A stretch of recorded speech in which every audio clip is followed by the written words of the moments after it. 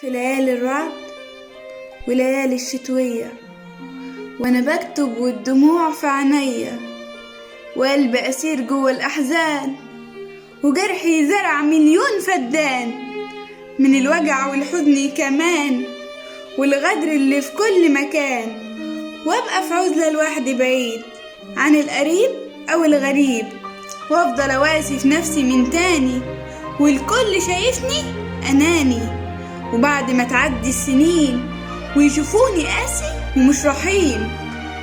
واعرف ان ما عادش امان، وابعد عن كل الاحزان، واقول هبدأ من جديد، يجي حد القديم يعيد، ويرجع كل الذكريات، كل الوجع وكل اللي فات،